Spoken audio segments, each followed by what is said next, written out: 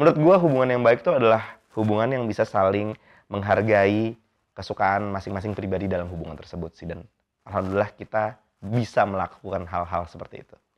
Jangan pernah musingin sesuatu yang nggak bisa kita kendalikan gitu. Lo kalau misalnya mikir yang enggak dan dia lagi pergi kemana gitu itu nggak bisa lo kendaliin gitu. Ya udah, let it be kalau kata Beatles. Kalau misalnya emang ternyata turns out dia aneh-aneh, ya mungkin cara Tuhan buat ngasih tahu kita bahwa kita nggak cocok. Tapi kan alhamdulillah sejauh ini nggak ada yang aneh-aneh. Emang dia emang suka kayak gitu aja.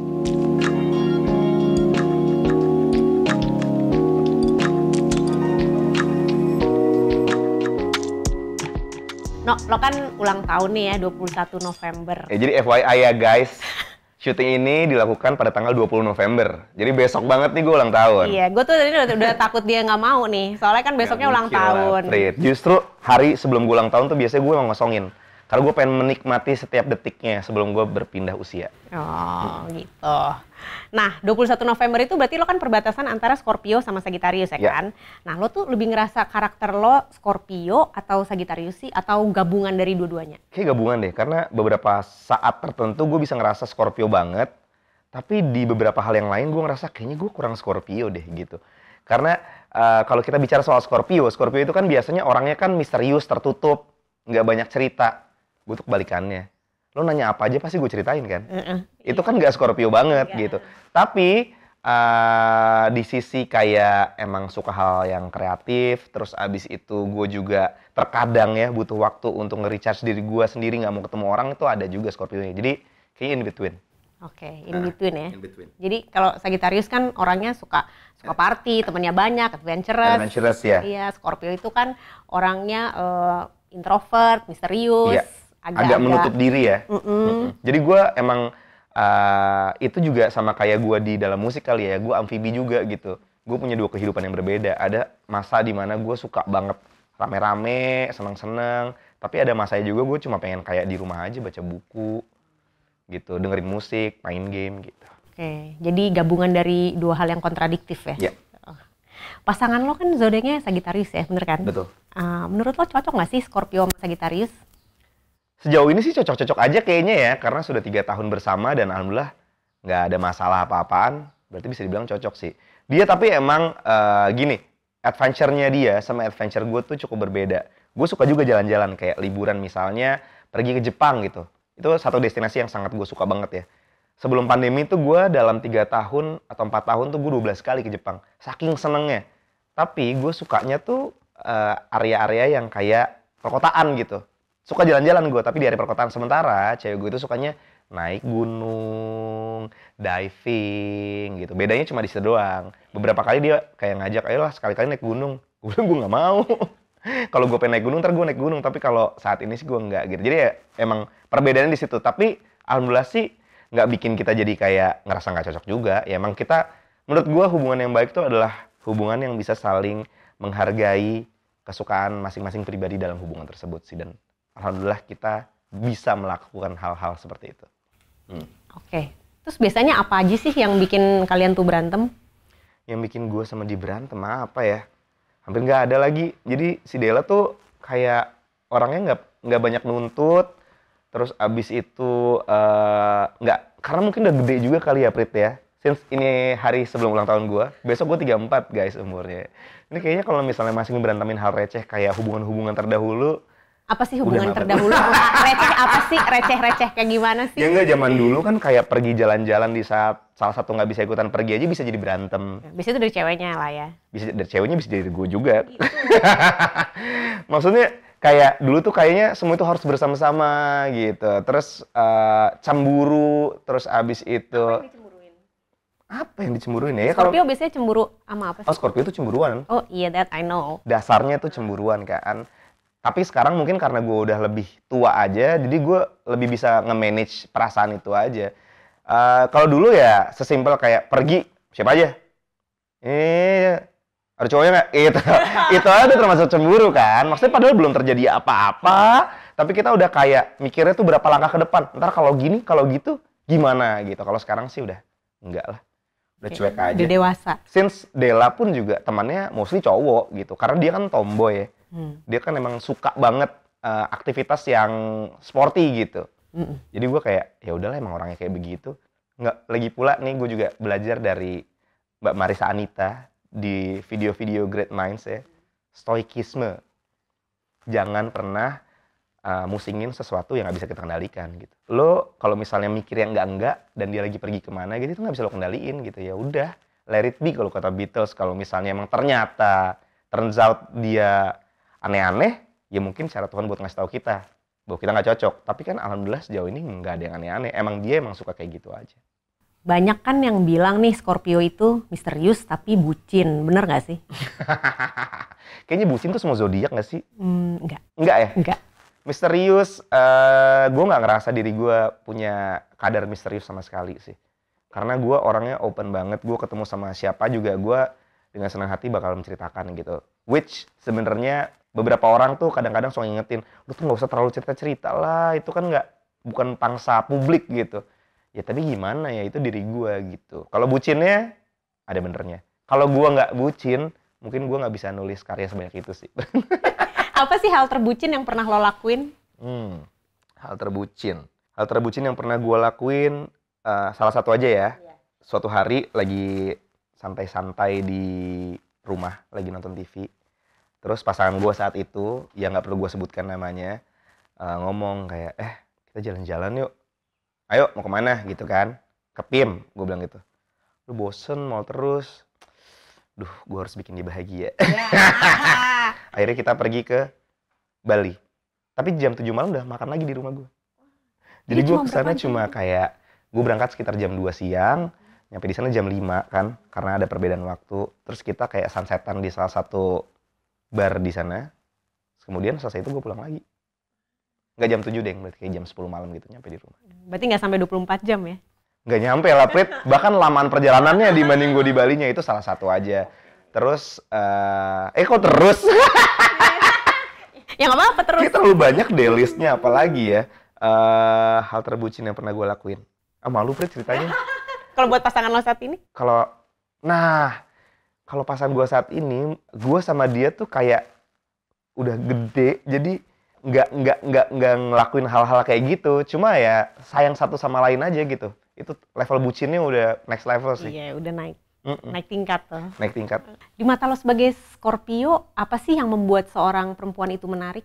Gini, kan orang pasti kadang-kadang suka nanya, tipe cewek lo seperti apa gitu. Nah, gue tuh nggak pernah bisa merumuskan tipe cewek gue seperti apa gitu. Karena gue biasanya jatuh cinta dengan chemistry. Kalau lo ngelihat seseorang cantik banget, tapi pas ngobrol ternyata, lo tahu kan? Ya. Ketemu sama orang, menarik banget nih figurnya, tapi pas ngobrol, dianya mungkin juga pinter atau dianya juga mungkin orangnya chatty gitu, suka ngobrol. Tapi somehow kayaknya ada beberapa setruman yang nggak kena nih. Itu gue bisa, ya nggak suka aja gitu. Tapi kalau misalnya gue datang terus gue ngobrol, nah gue tuh jatuh cinta sama obrolan. Karena gue suka ngobrol dan gue suka kata-kata ya. Ya nggak harus bukan ngobrol yang kayak dengan bahasa pujangga sih. Tapi kalau misalnya gue ngobrol terus abis itu gue jatuh cinta dengan cara dia berbicara sama gue.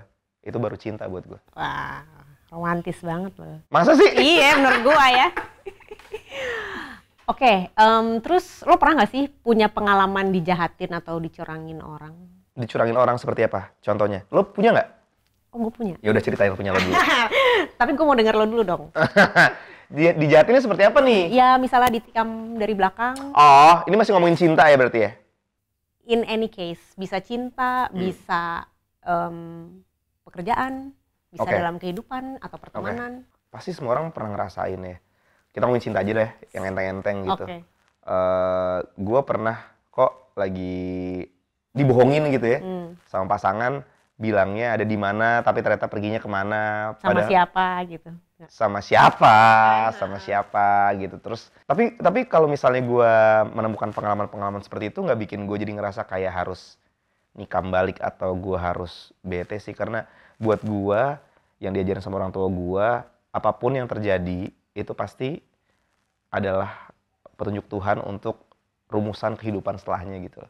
Jadi kalau misalnya ternyata gue dicurangin temen, atau misalnya gue ditikung dari belakang dalam urusan cinta, ya buat gue emang sudah harus seperti itu aja gitu. Justru gue selalu berpikir gini, kalau ada orang jahat sama gue, atau ada orang curang sama gue, Tuhan tuh pasti lagi pengen ngasih hadiah buat gue.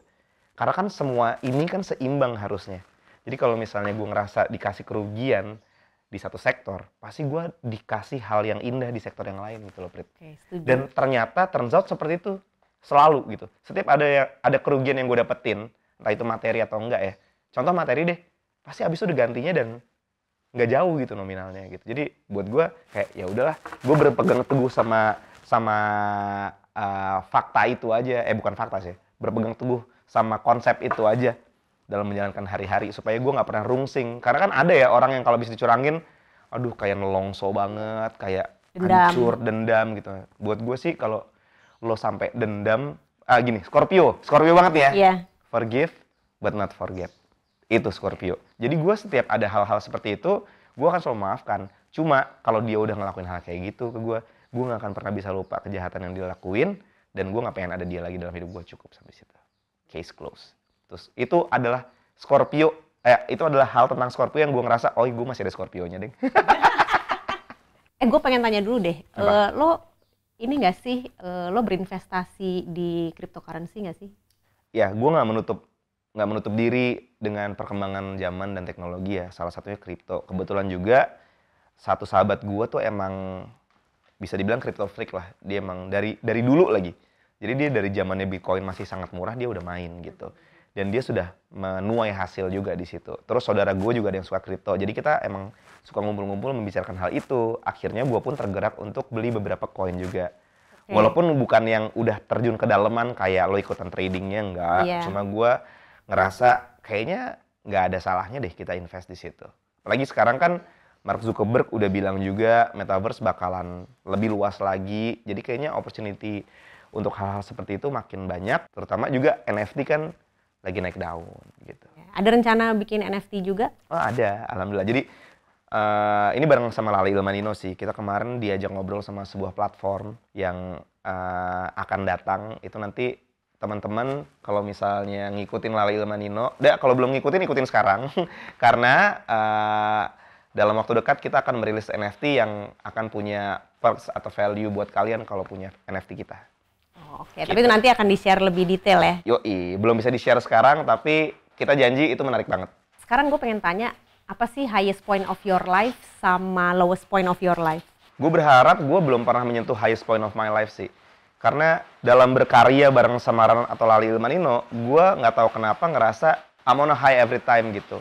Gue selalu ngerasa ada di high point, tapi gue berharap itu bukan highest point. Karena kalau misalnya kita udah ngerasa nyampe di satu titik, itu bisa jadi hari dimana kita ngerasa nggak perlu gerak kemana-mana lagi kan. Gue nggak mau itu. Tapi lowest point of my life itu muncul ketika gue lagi ada di high point juga. Nggak tahu kenapa ya, gue kan sama Rai sama Asta, mereka kan pribadi yang positif banget ya. Jadi gue menjalani hari-hari gue bersama Ran tuh kayak ngerasa nggak ada lowest pointnya. Padahal sebenarnya mungkin aja ada gitu. Mungkin aja ada hari dimana kayak streams nggak selancar biasanya, lagu nggak senaik biasanya. Tapi entah kenapa, karena kita ada di industri musik dan emang kita suka banget main musik, kita nggak mikirin hal itu, Prit. Yang ada adalah, bikin musik lagi gitu. Jadi gue nggak ngerasa ada lowest point di situ. Tapi kalau tanya lowest point, mungkin ya itu yang gue bilang. Mungkin lowest point-nya gue adalah saat dimana gue ada di salah satu high point dalam hidup gue. Karena lowest point yang akhirnya gue sadarin adalah ketika gue ngerasa nyaman sih. Ketika gue terlalu ngerasa nyaman sama karya yang sangat meledak atau karya yang sangat digandrungi, gue takutnya tuh batin gue ngerasa kayak ntar dulu deh bikin lagunya. Karena kan kemarin juga udah berhasil. Padahal kan sebenarnya kan kalau lo pengen jadi seniman yang baik gitu ya, yang dinilai kan bukan seberapa tinggi, tapi seberapa jauh gitu. Itu yang selalu kita obrolin bareng-bareng sih di Ran atau Lale Ilmanino. It's not about how high, but how long. Gitu. Gue rasa musisi-musisi yang masih bertahan sampai saat ini kayak Kahitna, kayak Slank, kayak Dewa, kayak Padi, itu mereka, Shawn Seven, mereka tuh pasti orang yang sudah bisa berpikir bahwa lo tuh udah bukan harus bikin sesuatu yang ada di sini, tapi harus ada terus gitu. Nah itu yang jadi doa gue untuk semua grup gue dan semua karya-karya gue nanti gitu. Jadi gue nggak perlu takut lagi sekarang kalau ngerilis lagu meledak atau enggak, kalau gue ngerilis lagu disukain atau enggak. Yang penting itu adalah lo ada terus gitu, berkarya terus gitu, dan lo harus bisa berkembang ngikutin zaman karya lo gitu. Karena transformasi itu penting banget sih dalam berkarya gitu. Apa yang gue ciptakan tahun 2006 waktu run pertama kali ada, sama apa yang gue ciptakan sekarang mungkin aja udah berbeda gitu. Tapi tetap ada kitanya di dalamnya gitu. Itu tetap karya kita.